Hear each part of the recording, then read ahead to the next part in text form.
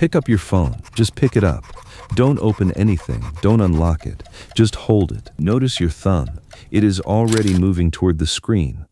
It started moving before your mind decided. That tiny rebellion of the hand against the will, that gap between intention and action, is what Freud spent his career trying to explain. He failed, not because he was wrong, because he never imagined how perfectly his theory would one day be weaponized against 3 billion people. You are not addicted to your phone. The phone is not the problem. The phone is the symptom of a wound Freud diagnosed in 1914. And what's making you sick isn't the technology. It's the fact that, for the first time in human history, your most private psychological vulnerability has been turned into a global business model. By the end of this session, you'll know exactly why every time you put the phone down, you reach for it again 90 seconds later. Not the dopamine answer. Everyone knows the dopamine answer, the deeper one, the one that explains why, even when you delete the apps, the craving doesn't go away. The craving was there before the phone existed. The phone just gave it a delivery system. Stay with me. There's a patient I want to tell you about. He never touched a smartphone. He died before the first one was invented, and he was sicker than anyone watching this video. Same disease, different century. I'll come back to him. Lie down. Close your eyes. This is your session. Let me describe your last 48 hours. You woke up. Before your feet touched the floor, before you said a word to anyone, before you registered whether you were happy or sad or hungry, you reached for the phone, you scrolled. You weren't looking for anything, you weren't trying to learn anything. You were checking. Checking what? You don't know. You just felt the need to check. Like a gambler who hasn't been to the casino in a few hours. You needed to know the room was still there. Then you got up. You went to the bathroom. You took the phone with you. You scrolled while brushing your teeth. You opened an app. Closed it, opened a different one, closed it, opened the first one again. You weren't reading anything. Your eyes moved across screens, but nothing registered. This wasn't reading. This was something else. A low-grade self-medication you stopped noticing years ago. Then sometime that day you posted something. Maybe a photo, maybe a thought, maybe just a story that disappears in 24 hours. And in the 7 hours that followed, you checked it. Not once, not twice. You checked the engagement on that post somewhere between 15 and 40 times. You don't even like most of the people seeing it, but you needed to know the number, the view count, the reaction. Each check gave you a small, specific feeling, and you could not stop chasing that feeling, even as it got smaller each time. Then around 9 p.m. you saw something that ruined your night, maybe a coworker on vacation in a place you can't afford, maybe a friend who got engaged, maybe an ex looking happy. You felt a stab, not a thought, a stab in your chest, in your stomach, the kind of pain that's almost physical because it kind of is. And for the next hour, you couldn't stop thinking about it. You compared, you measured, you concluded that your life was inadequate. By 11 p.m., you were exhausted, anxious, and somehow more lonely than you'd been all day. And the last thing you did before sleeping was open the same app that did this to you, and scroll for 15 more minutes. If any of this sounds familiar, listen carefully. You have just described the most efficient mental illness delivery system ever invented by humans, and it is running on you 24 hours a day. In 1914, Freud published an essay called On Narcissism. It was difficult, abstract, and almost no one understood it at the time. Even his closest students struggled. But hidden inside that paper was a diagnosis so precise that, more than 100 years later, it explains the behavior of 3 billion people he never met. Freud said every human has a finite supply of psychological energy. He called it libido. Most people hear that word and think sex. Freud meant something larger, the entire flow of attention, desire, and emotional investment that powers your inner life. This energy, he said, has to go somewhere. You can pour it into the world, into other people, into work, into ideas. He called this object love, where you can pull it back inside yourself, where it loops, feeds your self-image, inflates your ego. He called this narcissistic love. Both are normal, both are necessary. The mind needs to invest outward and inward in healthy proportion. But Freud noticed something disturbing about certain patients. Their libido was almost entirely turned inward. They couldn't truly love another person because they couldn't pull energy back out of themselves.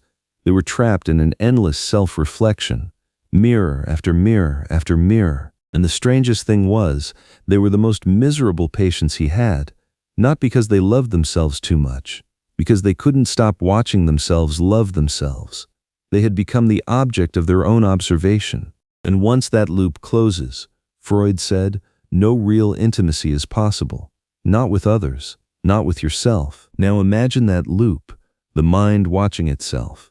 Then imagine someone hands you a tool that lets you optimize the watching. A tool that quantifies your self-image in real time. A tool that gives you a number for how lovable you are this hour, this minute, this post. A tool that lets billions of strangers participate in confirming or denying the value of your existence. This is not a technology. This is a clinical instrument. We just don't call it that. Let me tell you about Daniel. Daniel is a composite. He doesn't exist as a single person, but every detail in this story is real, drawn from cases I've researched and conversations I've heard. He works in marketing in a major European city. He is 29 years old. He has 11,000 Instagram followers. He has been on dating apps for 6 years. He has had 2 long relationships and 7 short ones. He has not been single for more than 3 months in any of those years. By every external measure, Daniel is doing fine. He has a job, friends, a nice apartment. He travels, he goes to the gym, and on Sunday nights, around 11:47 p.m., he lies in his bed with his phone 6 inches from his face, and he scrolls. As he scrolls, something inside him slowly empties out. By midnight, he feels an emptiness so specific, so consistent, so familiar, that he has stopped naming it. It is just the way Sunday night feels. Daniel went to a therapist a year ago. He told her he thought he might have ADHD. The therapist asked him a question that disturbed him. She asked him, "When was the last time you were alone in a room without checking how you looked to other people?" He couldn't answer.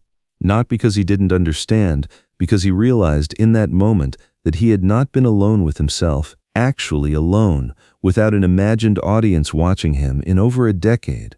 Every meal he ate aware that someone could photograph it. Every outfit aware that someone could see it. Every relationship aware that someone could comment on it. Every thought he had it half-formed into a sentence that could be posted. He had become 2 people, the one living his life, and the one watching that person live, evaluating, scoring, comparing. Freud would have recognized Daniel instantly. He had a name for what was happening to him. He called it the splitting of the ego, and in 1914 he saw it in only the most disturbed patients. You see it now in everyone with a phone. I want you to do something. Right now, before I continue. Put one hand on your stomach, the other on your phone, wherever it is. Just rest them there. Don't move. Notice which hand feels more alert. Which one your nervous system is more aware of. For most people listening to this, it's the hand on the phone. The body knows where the attention lives. The body knows what you're really paying attention to, and it has been telling you for years, in a language you stopped translating. Keep that awareness for the rest of this session. The hand on your stomach is the part of you that's still here. The hand on the phone is the part of you that left a long time ago. If you're still here, the next part is the part most people don't want to hear. So I'll say it once. The reason you keep scrolling isn't that the apps are well designed. They are well designed, but the design wouldn't work if the wound wasn't already there. You're not being hijacked, you're being completed. The thing you go to the phone for is not a thing the phone created. It's a hole the phone offered to fill. And every time you fill it temporarily, you remember what's actually missing. And then you reach again. Daniel's case isn't unique. In 2014, researchers at the University of California, San Diego ran an experiment that confirmed what Freud predicted. They had subjects scroll through social media for 30 minutes. Then they measured their mood, their self-perception, their connection to others. The results showed something the researchers themselves didn't expect. The most engaged scrollers, the people who liked, commented, posted, and interacted the most, felt the worst afterward. Not the passive lurkers, the active participants, the people the platforms reward. The more they engaged with the system, the more disconnected from themselves they became. A 2017 study by Facebook's own internal research team found the same thing. They labeled it social comparison fatigue. The mechanism was simple. Even when the comparison was favorable, even when you were the one with more likes, more followers, more apparent success, Your brain still ran the comparison, and running the comparison regardless of outcome depleted you. Just the act of measuring yourself against others, hour after hour, was what was making people sick. Not losing the comparison, doing it. Freud knew this. He saw it in the patient I told you I'd come back to. A man who came to him in 1908 with a strange complaint. He couldn't stop checking his pocket watch several hundred times a day. He'd take it out, look at it, put it back, 2 minutes later, take it out again. He had no anxiety about being late. He didn't need to know the time. The watch wasn't even particularly accurate. But he could not stop reaching for it. Freud worked with him for months, and what he eventually uncovered will explain your phone behavior more clearly than any modern psychology book. The watch had been a gift from the man's father, who had died when he was 12. Every time he checked the watch, he was performing a small, unconscious ritual. Am I still my father's son? Is the most important relationship of my life still real? Each check delivered a tiny dose of confirmation. Yes, still here, still loved, still attached. But the confirmation was always temporary. Within minutes, the doubt returned, and he checked again. He was not addicted to the watch. He was addicted to the moment of reassurance the watch provided. He needed someone, something, anything, to confirm his existence, moment to moment, hour to hour, until he died. Now think about your phone. You don't actually want what's on it. You want the moment when something on it tells you that you exist, that someone saw you, that you are still part of the human conversation. Every notification is a tiny declaration. You matter, you matter, you matter. And every silence between notifications is the doubt returning. The need to check again, the need for the next dose. You are not the customer. You are the symptom. And you are also the cure that never quite arrives. This is the master mechanism, the thing that makes social media uniquely dangerous in human history. Other addictions deliver pleasure. Drugs, alcohol, gambling. They at least give you a real high before they take from you. Social media doesn't deliver pleasure. It delivers the promise of pleasure that never quite arrives. Every notification you check, you're hoping it will be the one that finally fills the hole. It isn't. It can't be, because the hole isn't shaped like a notification. The hole is shaped like a person who saw you when you were small and helpless, and couldn't fully see you back. And no algorithm in human history will ever be able to put that person there now. We've been tracking this hole through every session of this series. The mask in episode 6 was built to hide what was missing. The exhaustion in episode 15 came from the energy spent pretending the hole wasn't there. The fear of letting go came from the terror that without something to hold, the hole would swallow you. And now you reach for the phone, hundreds of times a day, hoping this time the strangers on the other side will fill it. They cannot. They are not your father. They are not the parent who didn't fully see you. They are not the sibling who got more attention. They are not the friend who left when you needed them. They are noise. They are dopamine. They are the loudest, most expensive distraction ever engineered. And they exist precisely because the hole inside 3 billion people is the most reliable economic resource in human history. Your unmet childhood need is the substrate of a $1 trillion industry. So what do? Freud worked with that patient for 2 years. The watch behavior didn't stop because Freud convinced him to stop. It stopped because, eventually, the man could feel his father without the watch. He could remember he was loved without the constant verification. The check became unnecessary, not forbidden. That's the only path that works. Not deleting the apps. You can. It might help. But if the hole is still there, you'll reach for something else. The work isn't quitting the phone. The work is asking, every time you reach for it, what am I actually trying to feel right now? What am I trying to confirm? Whose face do I want to appear in this notification? Try this tonight. The next time you reach for your phone, before you unlock it, pause for 3 seconds. Just 3.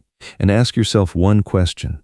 What am I hoping to find? Not what app, what message, what content, what feeling. The honest answer is almost never about the phone. It's about a hand that didn't come, a face that didn't turn, a name that wasn't called. The phone is a stand-in. Once you can name what it stands in for, you can begin, slowly, painfully, freely, to look for the real thing. You are not addicted to a screen. You are looking for someone, and until you let yourself want them out loud, in real life, with real consequences, the screen will keep promising what it cannot deliver. In our next session, we'll talk about the place this exhaustion follows you to. The job, the 40 hours a week you can't stand and can't quit. Why work in the modern world has become the second most efficient mental illness delivery system after the phone, and why Freud, writing about civilization 100 years ago, predicted this exactly. This has been your session on the Couch Freud. If you want to understand what your mind is hiding from you, subscribe. New sessions every day.